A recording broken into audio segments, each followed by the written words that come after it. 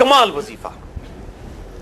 صحیح بخاری میں موجود ہے، انٹرنیشنل نمبر کے مطابق 4563 نمبر۔ ابن عباس رضی اللہ تعالی عنہما کہتے ہیں وعلیہم السلام، وہ کہتے ہیں کہ سیدنا ابراہیم علیہ السلام کو جب آگ میں پھینک رہے تھے نا، تو ابراہیم علیہ السلام نے اس وقت کہا تھا حسبنا اللہ ونعم الوکیل، ہم نے اللہ ہی پر بھروسہ کیا اور وہی بہتر کارساز ہے۔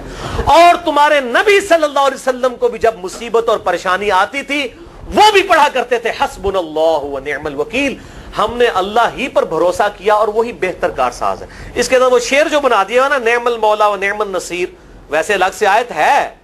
الگ سے آیت ہے، لیکن یہ شعر نہیں بنانا، بس اتنا ہی وظیفہ ہے، حسبنا اللہ و نعم الوکیل۔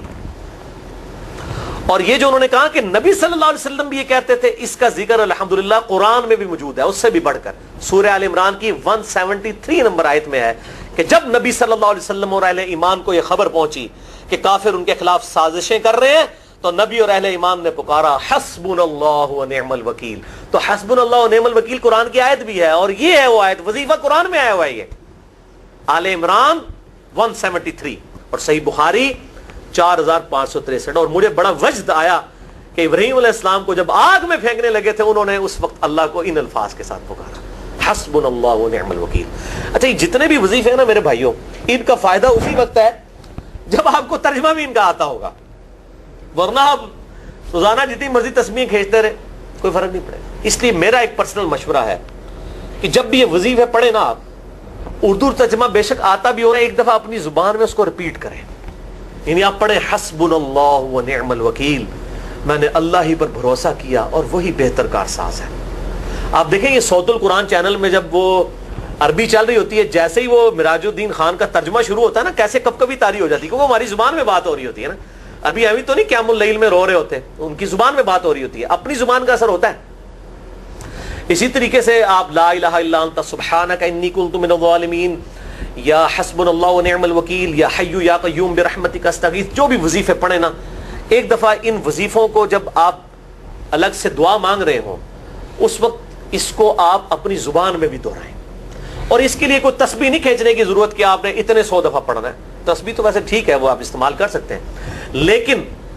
آپ چلتے پھرتے اٹھتے بیٹھتے ہر وقت جس حالت میں بھی، اور صحیح مسلم میں حدیث ہے کہ یہ جو وظائف ہیں ان کے لیے تو کوئی وضو بھی کیا، غسل بھی پروٹوکول نہیں ہے۔ اما عائشہ کہتی ہیں نبی صلی اللہ علیہ وسلم حالت جنابت میں بھی اللہ کو یاد کر لیا کرتے تھے، صحیح مسلم میں حدیث موجود ہے،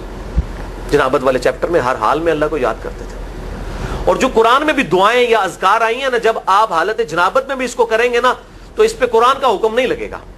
تو جامعہ ترمذی اور ابو داؤد میں جو حدیث ہے کہ حضرت علی کہتے ہیں نبی صلی اللہ علیہ وسلم کو حالت جنابت کے علاوہ کوئی اور حالت قرآن پڑھنے سے مانے نہیں ہوتی تھی،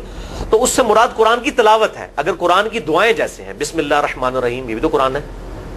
سبحان اللہ بھی تو قرآن ہے، الحمدللہ بھی تو، یہ اذکار جو ہے نا، جب آپ اذکار کی نیت سے پڑھ رہے ہوں گے پھر یہ قرآن نہیں شمار ہوں گے، ذکر شمار ہوں گے، اور اس کے لیے نہ وضو پروٹوکول ہے اور نہ غسل کا ہونا ضروری ہے، ہر حال میں اللہ کو یاد کریں۔ تو یونس علیہ السلام نے کتنے یاد کیتا ہے؟ پھر ظلمات، مچھلی کے پیٹ میں، جہاں نہ کوئی اگربتی تھی اور تعفن پھیلا ہوا تھا اور اندھیرا ہی اندھیرا تھا، یہاں پہ وہ جناب کس طرح وہ روشن کرتے ہیں، پھر 1.25 لاکھ دفعہ پڑھواتے ہیں۔ ان میں بتا رہا ہوں آدھا سچ بڑا خطرناک ہوتا ہے۔